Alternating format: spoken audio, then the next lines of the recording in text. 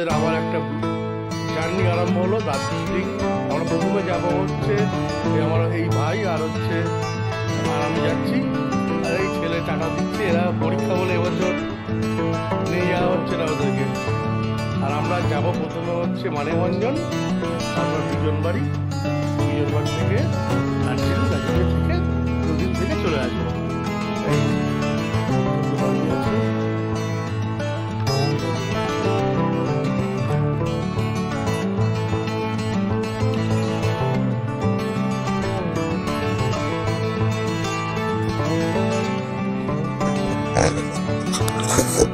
আমরা আজকে হচ্ছে সেপ্টেম্বরের 25 তারিখ 2025। আমরা এই 2 ভাই বেরোলাম হচ্ছে এই পুজোর সময় একটা বেড়ানোর জন্য। এই পুজোর সময় তো ফাঁকা পাওয়া যায়, তাই একটু পুজোর সময় বেড়ানোর জন্য আমরা বেরোলাম। এখন আমাদের ট্রেন হচ্ছে কামরূপ এক্সপ্রেস। এটা হচ্ছে হাওড়া থেকে ছাড়বে 6:30টার সময়। ওটা পৌঁছবে পরের দিন 5:30টায় এনজেপি। আমরা এই দেখুন এই দিদিকে টাটা করছি। আমার দিদি একটু বাড়ি থেকে বেরিয়ে দিদির বাড়ি, দিদি টাটা করে দিল। এখান থেকে আমরা সোজা টোটো নিয়ে প্রথমে চলে গেলাম হচ্ছে আমাদের টাকি স্টেশনে, এবং টাকি স্টেশন থেকে আমরা ট্রেনে উঠি। দেখুন এই ট্রেনের মধ্যে উঠেছি, ট্রেনে করে যাচ্ছি।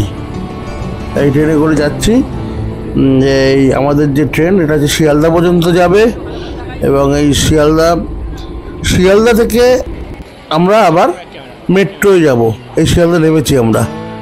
এই শিয়ালদা থেকে দেখুন আমরা হচ্ছে এবার হেঁটে প্রথমে শিয়ালদা থেকে বেরোলাম। বেরিয়ে হচ্ছে শিয়ালদা মেট্রো স্টেশনে ডিরেক্ট এখন যাওয়া যায়। মানে এই দেখুন শিয়ালদা মেট্রো স্টেশনের মধ্যে চলে যাচ্ছি। এবার মেট্রো রেলওয়েতে আমরা ব্লক করিনি। এই যে দেখুন এটা হচ্ছে হাওড়া মেট্রো স্টেশনে বেরিয়ে গেলাম। মানে শিয়ালদা থেকে হাওড়া 12 মিনিটে চলে আসি। এই যে দেখুন হাওড়া স্টেশনের বাইরের যে ছবিগুলো দেখছেন দেখুন, কারণ ট্রেনটা তো অনেক পরে, তার জন্য আমরা একটু বাইরে বেরিয়েছিলাম কিছু টিফিন করার জন্য। প্লাস তারপরে আমরা হচ্ছে এই ওয়েটিং রুমে ওখানে বসলাম, যে ওয়েটিং যে এরিয়াটা আছে হাওড়া স্টেশনে, সুন্দর ওয়েটিং এরিয়া। এরপর তো আমাদের ট্রেন ছিল 6:30টায়। আমরা অনেক আগেই প্রায় 2 ঘন্টা আগে আমরা হাওড়া স্টেশন পৌঁছে গিয়েছিলাম। কারণ এখন বৃষ্টি চলছিল এদিকে, কখন কি লাইনে তার ছিঁড়ে যায় বা অন্য কোনো গন্ডগোল হয়, যার জন্য আমরা বাড়ি থেকে একটু আগেই বেরিয়েছিলাম। এবং দেখুন এই যে স্টেশনে ট্রেন এবার দিয়ে দিয়েছে, এবং আমরা এই ট্রেনটায় উঠবো।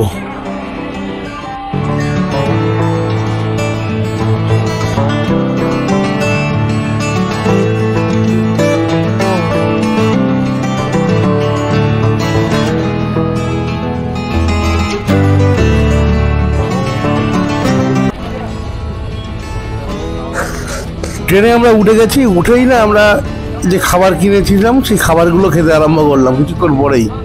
মানে রাত্রি 9:30টার দিকে আমরা খাবার খেতে আরম্ভ করলাম। মানে রুটি তরকারি কিনে নিয়েছিলাম, কারণ খেতে তো হবেই। আর তারপরে আমরা রাত্রিবেলা তো পুরো তারপর শুয়েই পড়েছিলাম তো। আর পরের দিন সকালবেলা দেখুন সুন্দর দৃশ্য। এটা হচ্ছে এনজিপি তখন ঢুকছে, মানে আলুয়াবাড়ি রোড চলে গেছে। আলুয়াবাড়ি রোডের পর থেকে তারপরে একদম এনজিপির আগের স্টেশন, সেখান থেকে এনজিপি বা ঢুকবে। তখনই আমরা একটুখানি ট্রেনের এই বাইরের দৃশ্যগুলো দেখছি। দেখুন পাহাড় অলরেডি দেখা যাচ্ছে। মানে আজকে দৃশ্যমানটা খুব ভালো ছিল। মানে অন্যদিন এরকমভাবে পাহাড় দেখা যায় না, মানে কুয়াশায় ঢেকে থাকে, পাহাড়গুলো দেখাই যায় না। এবং ট্রেন থেকে সুন্দর পাহাড় দেখা যাচ্ছে পরিষ্কারভাবে। এই যে দার্জিলিংয়ের পাহাড়, মানে কালিম্পং নট কার্শিয়ান দেখা যাচ্ছে।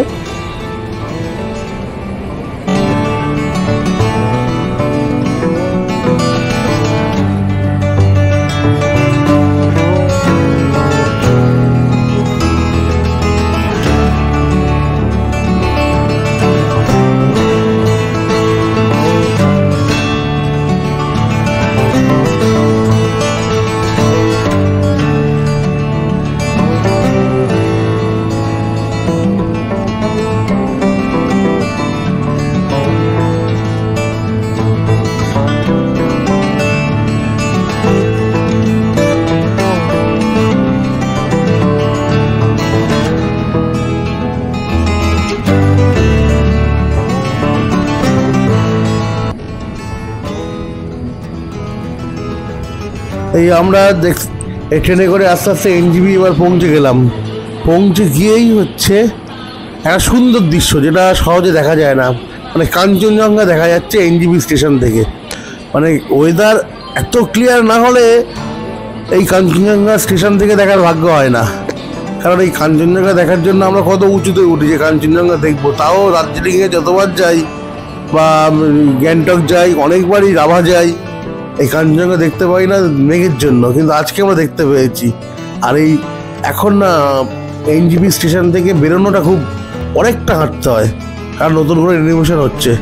তখন রিনোভেশন হয়ে গেলে গাড়ি চলে যাবে এখন এনজিবি স্টেশন পর্যন্ত। এবং এবার দেখুন আমরা একটা গাড়ি নিয়ে নিয়েছি, এটা হচ্ছে সুইফট ডিজায়ার। বাঙালি ড্রাইভার, উনি আমাদের টোটালি মানেভঞ্জন পর্যন্ত একদম নিয়ে যাবেন। 2500 টাকা হচ্ছে নেবেন। এবং ওই গাড়িতে উঠে পড়লাম।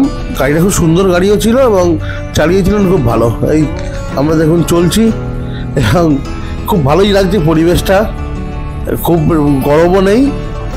আর ভোরবেলা তো সব থেকে বড় কথা 6টা বাজে, সকাল 6টায় আমরা কোনো কিছু না খেয়েই বেরিয়ে পড়েছি।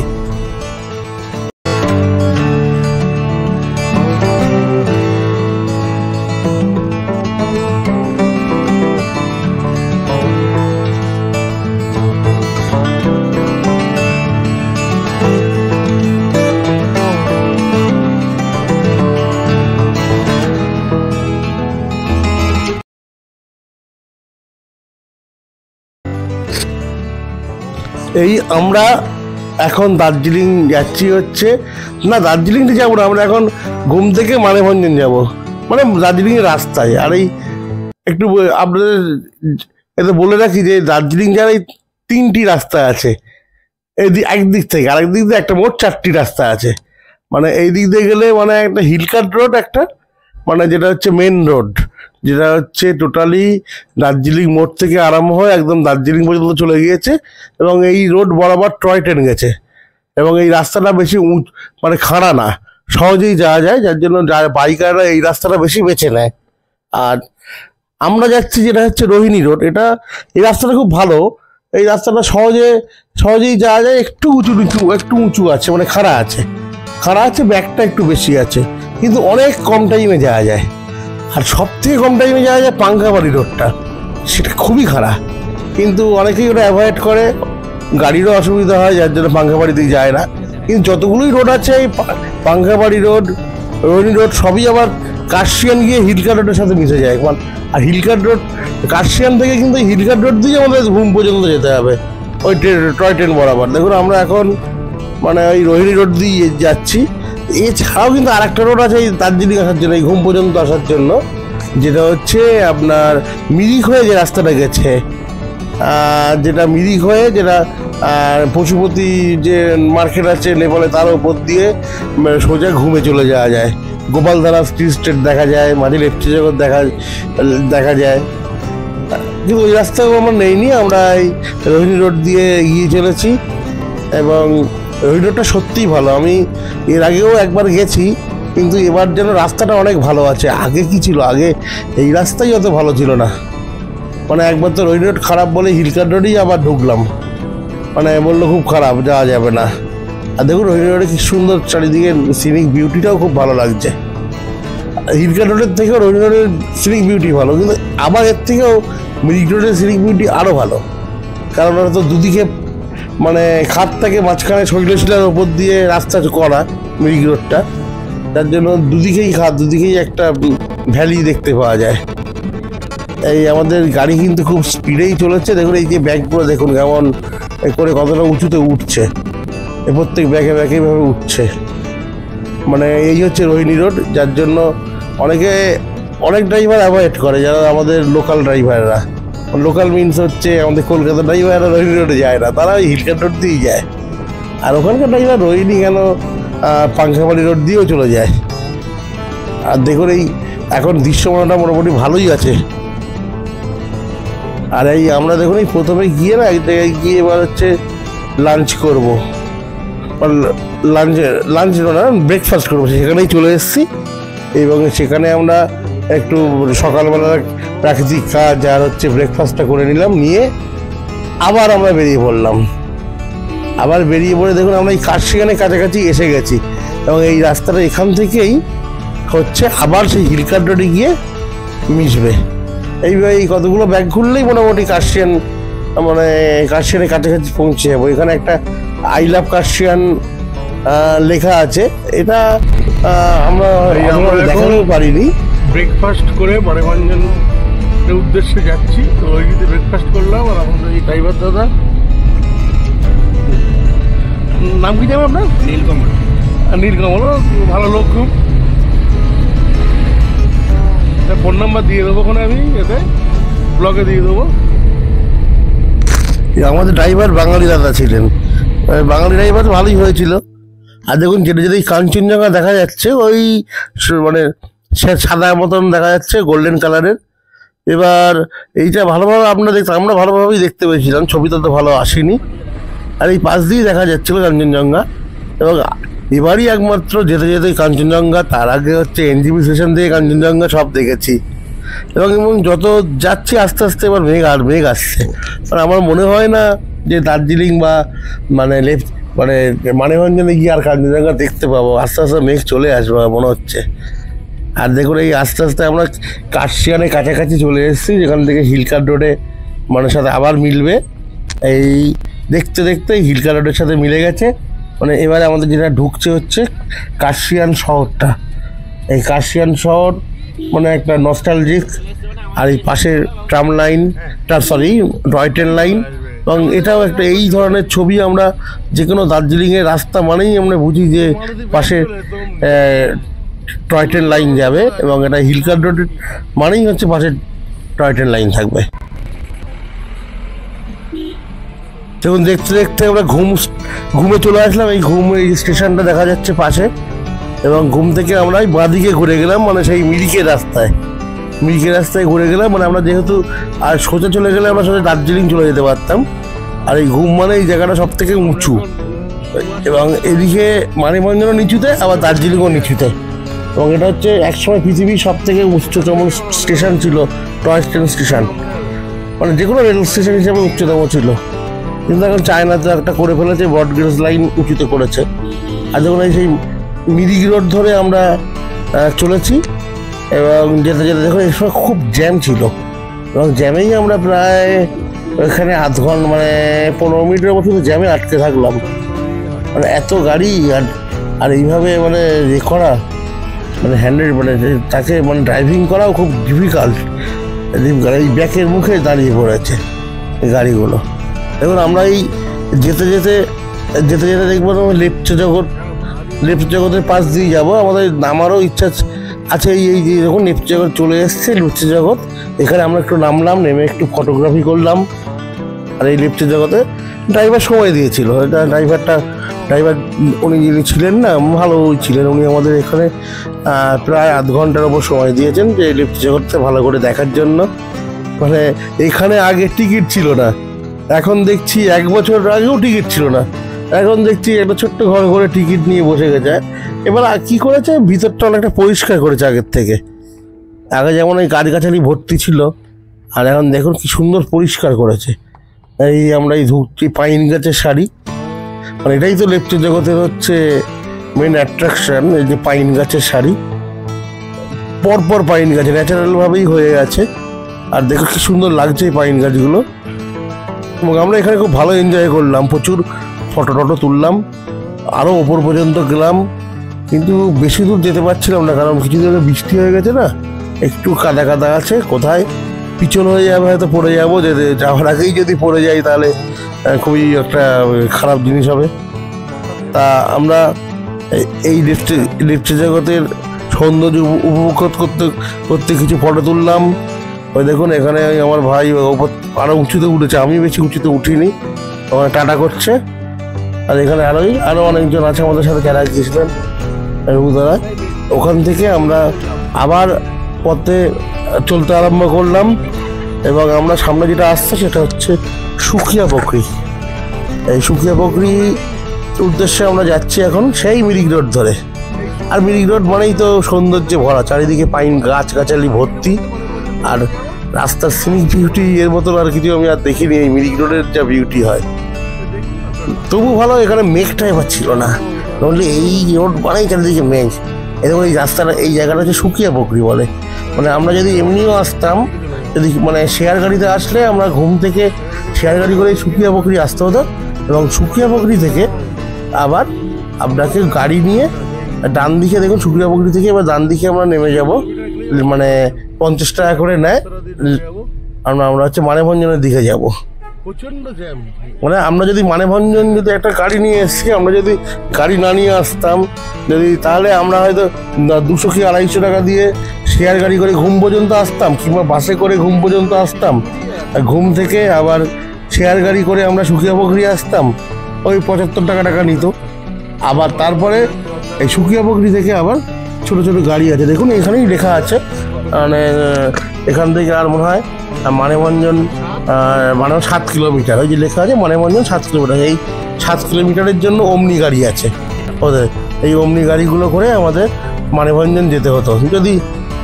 কিন্তু আমরা তো যেহেতু গাড়ি ভাড়া করেছি বলে ডাইরেক্টলি গাড়ি করে যাচ্ছি। আর এই রাস্তাটা, আগেই রাস্তাটা খুবই অফরোড ছিল, খুবই খারাপ ছিল। এখন দেখুন টোটালটাই ওই পাথরের ইট, মানে ওইগুলো পাঠানো ব্লকের রাস্তা করে দিয়েছে, এবং রাস্তাটা খুবই ভালো করে দিয়েছে। মানে আগের সাথে এর তুলনা হয় না। আগে এই রাস্তা যেতেই আমাদের যা সময় লাগতো, মানে প্রচুর টাইম নিয়ে নিত এই রাস্তা যেতে। আর দেখুন এখান থেকেও হয়তো আমরা একটু কাঞ্চনজঙ্ঘা দেখতে পাবো যদি ড্রাইভার একটুখানি সময় দেন। কিন্তু এখানে যে চারিদিকে গাছগাছালি ভর্তি, তো কাঞ্চনজঙ্ঘার যে খুব ভালো ভিউ পাবো তাও না, তাও ভালো লাগছে। মানে এই রাস্তাটা আস্তে আস্তে নামছি, কিন্তু মানে মানেভঞ্জন সুকিয়া বকরির থেকেও নিচু। মানে একে তো ঘুম উঁচু, ঘুম থেকে আস্তে আস্তে মানে সুকিয়া বকরি পর্যন্ত আসলাম, এটা নিচু। টোটালটা নামতে এসছি, তারপর এখান থেকেও আবার একটু নামছি। মানে মানেভঞ্জন দার্জিলিং এটা 5,000 ফুট মতন। আর এদিকে হচ্ছে এখান থেকে এই আমরা প্রায় মানেভঞ্জনের কাছাকাছি না, মাঝখানের দিকে চলে এসেছি। আর এই গাড়ি চলছে, এবং দেখুন এইখানে যে মানেভঞ্জন, এটা হচ্ছে একটা বর্ডার এরিয়া, এর একটা পাশ হচ্ছে নেপাল, এবং নেপালেও আমরা মানে নেপালে যেতে পারবো, উল্টো দিক নেপাল। আর এই মানেভঞ্জনের শহরটার মধ্যেই আমরা প্রায় ঢুকে গেছি। এই মানেভঞ্জনে আমাদের যেখানে পড়েছে প্রধান হোটেল, মানে সেখানে নিয়ে যাচ্ছে আমাদের ড্রাইভার সাহেব। আর এই মানেভঞ্জন যে মার্কেটটা দেখুন খুবই মানে জমজমাট আছে, লোকজনও আছে। আর সব থেকে বড় কথা এখানে অনেক SSBও আছে। এই যে মানেভঞ্জনের যে মেন যে সিঙ্গালীলা ল্যান্ড রোভার অ্যাসোসিয়েশন, মানে এখান থেকে ল্যান্ড রোভার অন্যান্য জায়গার জন্য, মানে সন্দাফু টুমলিং যাওয়ার জন্য ভাড়া করতে হয়। সেটা দেখুন আপনারা স্ক্রিনশট নিয়ে দেখতে পাবেন ভাড়াগুলো। মানে আমরাও এরপরে যাব, সেগুলো পরের ব্লগে থাকবে। আর আমরা যেই হোটেলটায় ছিলাম, যে হোটেলেই পৌঁছলাম, এই হোটেলটার নাম হচ্ছে প্রধান হোটেল, একদম মানেভঞ্জন ল্যান্ড রোভার অ্যাসোসিয়েশনের যে কাউন্টার তার ঠিক পাশে এই হোটেল প্রধান। সুন্দর হোটেল, এবং হোটেলটা খুব ভালোই ছিল। এবং এই আমরা এখন এইখানে পৌঁছলাম। আর এই ভিতরে দেখুন সুন্দর ডেকোরেশন করা, আর হচ্ছে থাকার জায়গা, মানে ডাইনিং এরিয়া, খাওয়ার জায়গা। এবং দেখুন কি সুন্দরভাবে যিনি ওনার আছেন না, উনি খুবই হচ্ছে গোছানো, মানে খুব সুন্দরভাবে ডেকোরেশন করেন এবং খাটেন।